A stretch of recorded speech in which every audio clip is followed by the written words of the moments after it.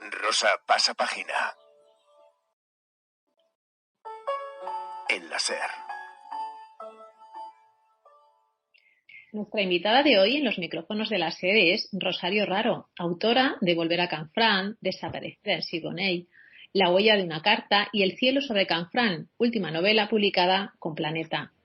Volver a Canfranc, que ya va por su 15ª edición, ha supuesto también un viaje de novela, teatralidad en tren y una ruta literaria, además de ganar el premio a la mejor experiencia turística de Aragón 2021. Rosario, bienvenida al programa de Rosa Pasapágina. Hola Rosa, encantada de estar aquí contigo en Pasapágina, entre tus páginas. Gracias por esta presentación. Y bueno, quería añadir que respecto a la novela La huella de una carta, que es un homenaje a la radio, ¿no? Entre otras cosas, pues que se desarrolla precisamente en la SER porque el programa famosísimo de Elena Francis comenzó en Radio Barcelona.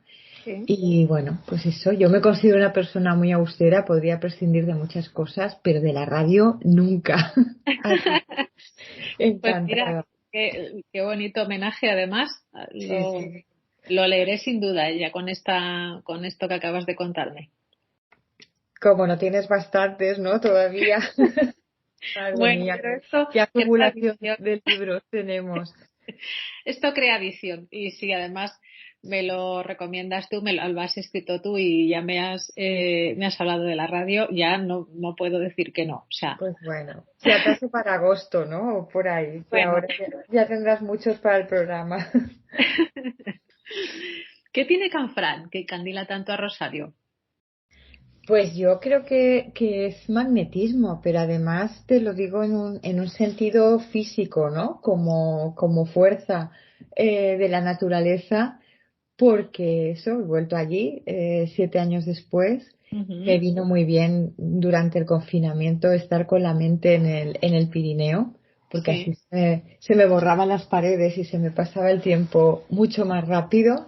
Y nada, pues que esa evasión, entretenimiento, el arrebato por la historia de los personajes y lo que me conmovieron, ¿no? Mientras estaba escribiéndolos, porque lo digo así porque está basada en hechos reales, pues ahora espero que les llegue a los lectores porque me consta que muchos también están visitando Canfranc, no por mi novela, sino que ya lo hacían antes, pero el viaje teatralizado que decías sí que ha sido un impulso también, ¿no?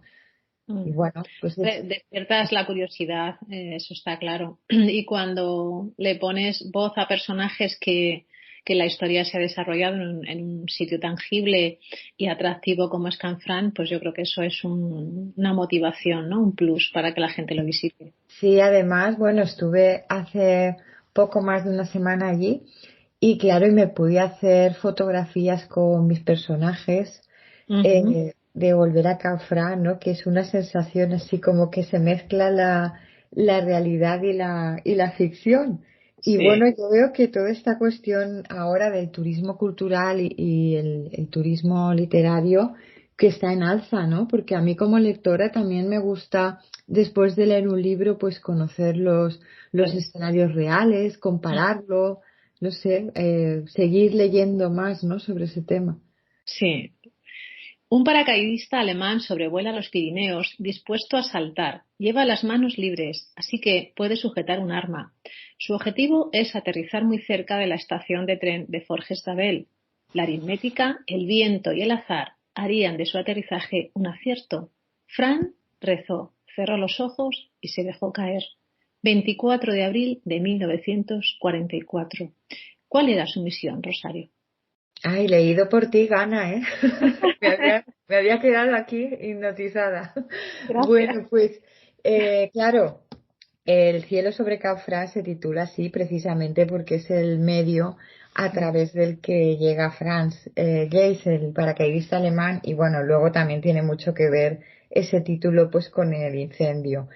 Y precisamente ese día, el 24 de abril del 44, pues claro, la situación de la guerra está cambiando. En la frontera hay miles de soldados alemanes, pero la resistencia pues ha ocupado posiciones, ha habido incluso combates por esa zona y es muy difícil que les hagan llegar al destacamento que está en la estación de Canfranc, a los Mm. militares alemanes, provisiones, armas, etcétera, etcétera, porque Toulouse ha sido bombardeada, que era de donde conseguían abastecimiento. Y la misión de France, pues precisamente es custodiar el lanzamiento de esos bultos que después cargan en un vehículo militar, pero claro, en el momento más inoportuno pues siempre surge el amor, ¿no?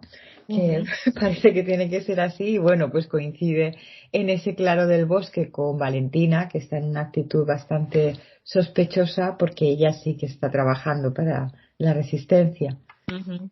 Hablaremos de Valentina.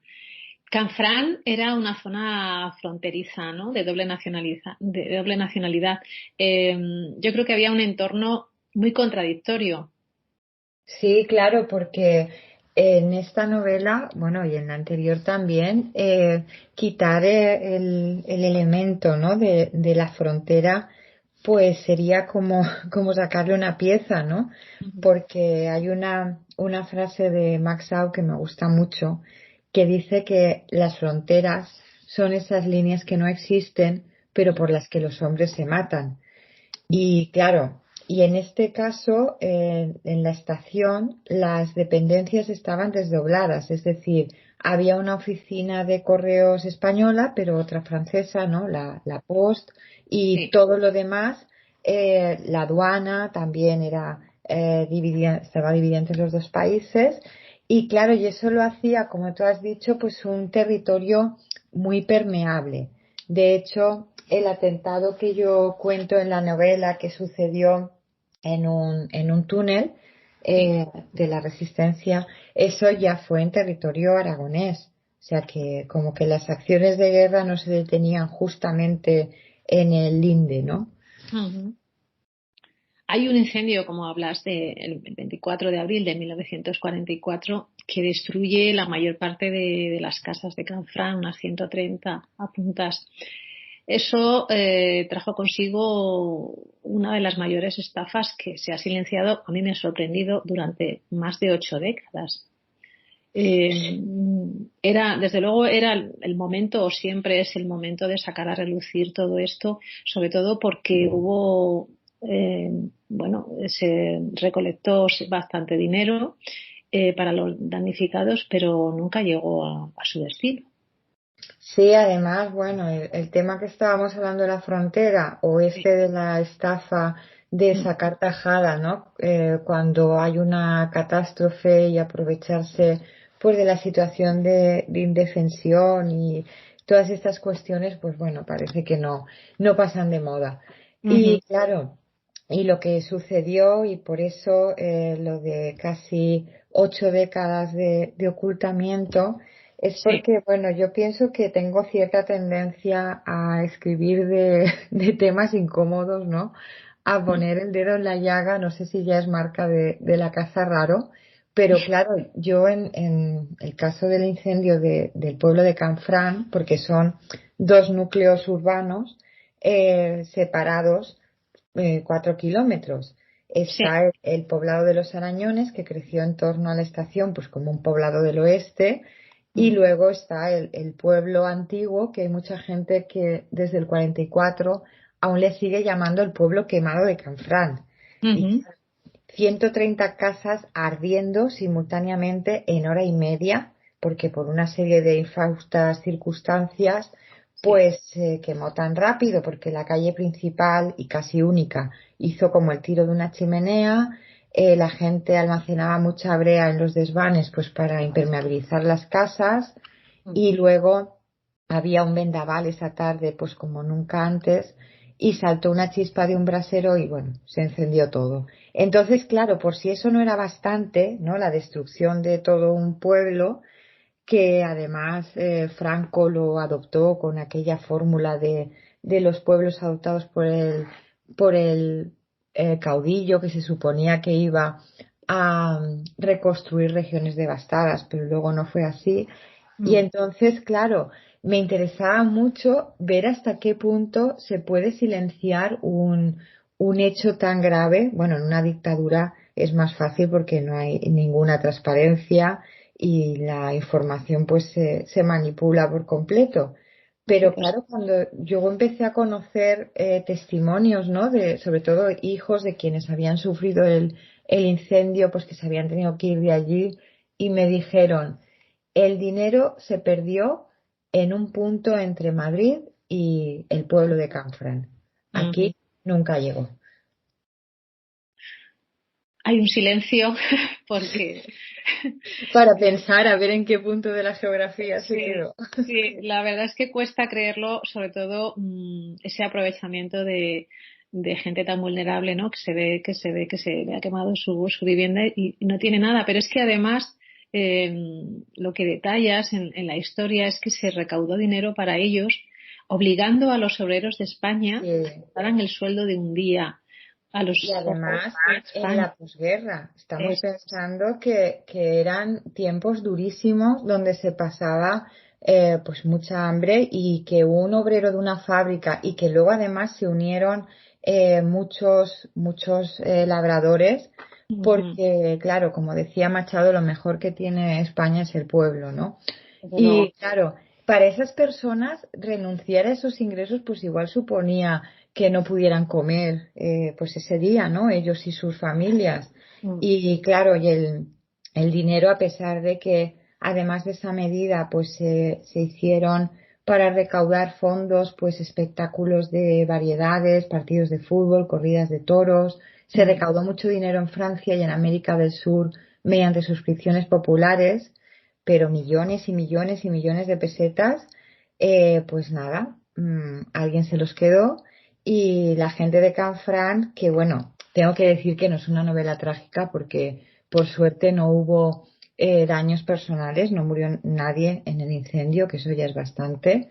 Mm. Y claro, y lo que pasó fue que a la catástrofe, ¿no? del fuego, pues le siguió la otra, porque además les quitaron los solares y los expropiaron para que no pudieran reconstruir ellos por sus medios las casas. Mm. Por lo tanto, ese dedo en la llaga de Rosario Raro, yo lo aplaudo, de verdad. Gracias. Hombre, yo creo que tenemos tanto vosotros desde los medios, ¿no? Como quienes escribimos, pues cierto deber moral de contar esas historias que se nos han ocultado por intereses, sobre todo económicos y políticos, ¿no? Mm. Entonces, claro, en mi caso, lo de la ficción, pues yo me apoyo en una frase que me gusta mucho también de Max Au, que decía que el arte consiste en contar la verdad como una mentira para que no deje de ser verdad, ¿no? Mm. Sí. Como para que, porque luego, claro, vemos documentales y leemos ensayos, pero Sí. lo que nos conmueve y con lo que nos emocionamos es con las películas y con las novelas, ¿no? Entonces, Mm. yo creo que el camino al corazón, pues es el más corto.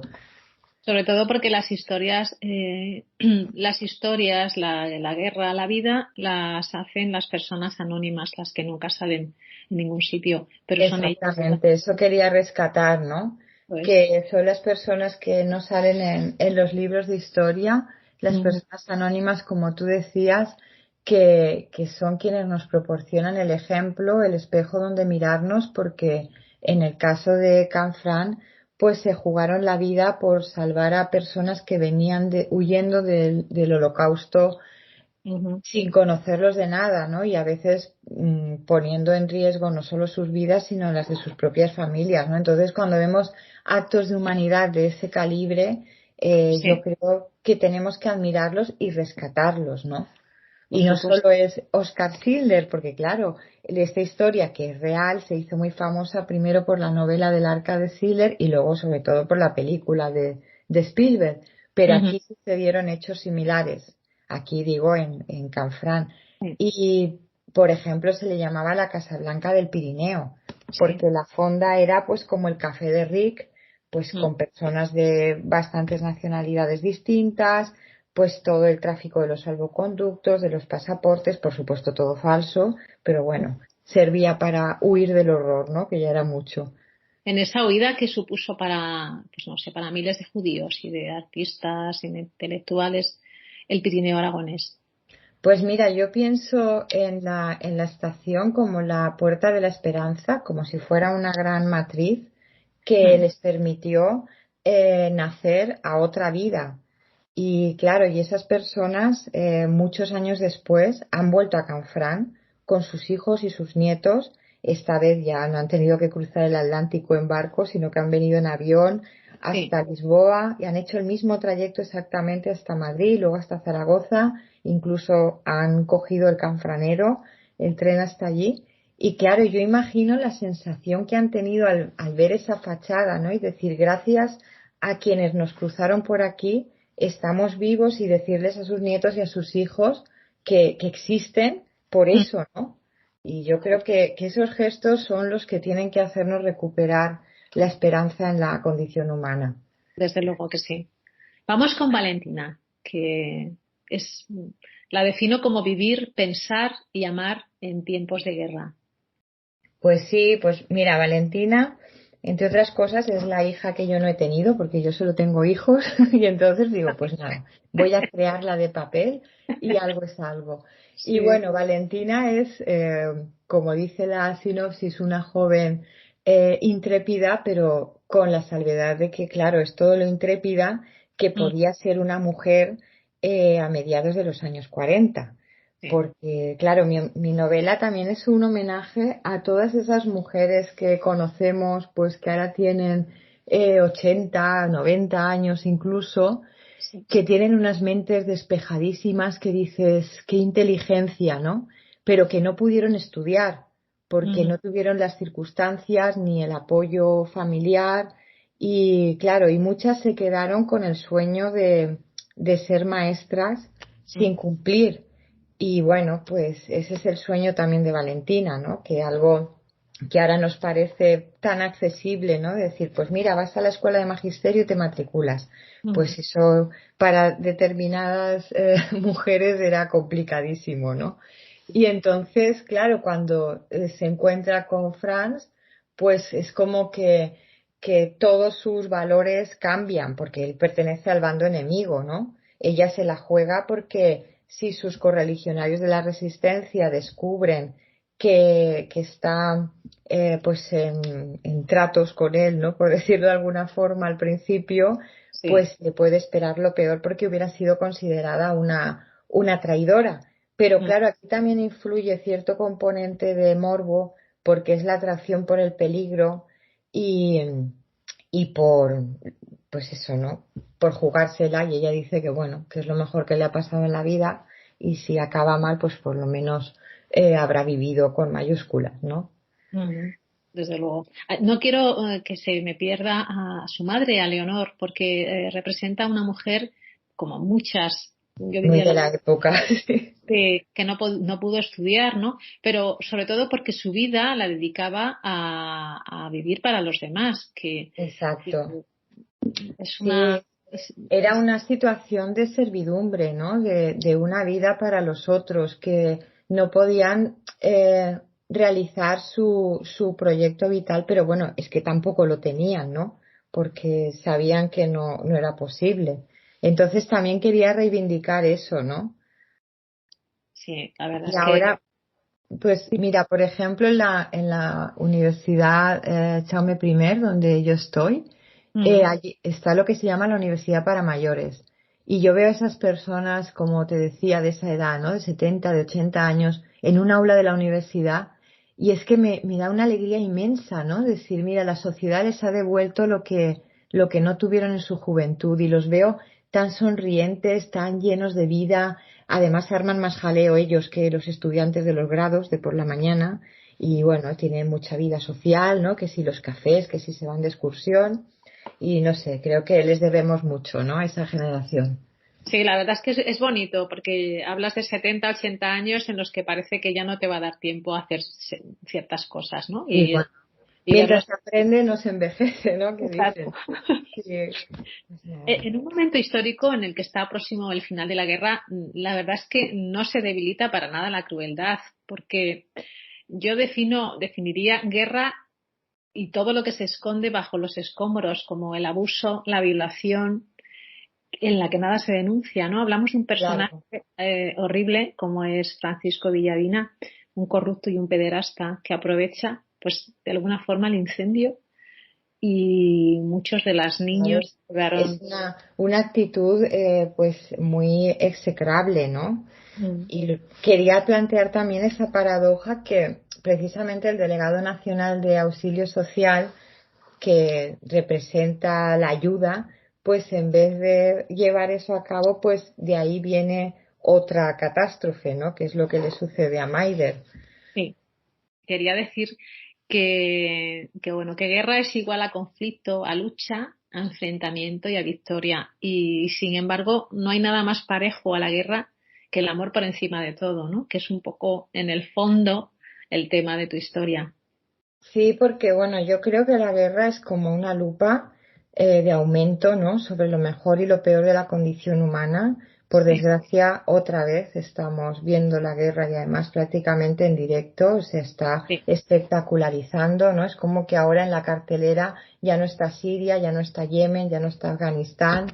Y claro, y eso te lo decía porque hay un personaje en mi novela que dice que la guerra siempre es la misma, que solo cambia de tiempo y de lugar, y yo también estoy convencida de eso, ¿no? Porque siempre mueren los mismos, siempre se desencadena por motivos muy parecidos, Sí. y claro, y es lo que demuestra que no acabamos de evolucionar como especie, porque No, mientras haya guerras no nos podemos llamar civilización. desde luego no aprende el ser humano. Seguimos cayendo en el mismo error. Pues nada, un placer, Rosario, leer este cielo sobre Canfrán y un gustazo escucharte. Pues nada, Rosa, muchísimas gracias a ti por la invitación. Podría estar conversando contigo durante horas y gracias por elegir mi novela y bueno, espero que hasta muy pronto. Yo también lo espero. Un abrazo y muchas gracias. A ti, Rosa. Chao.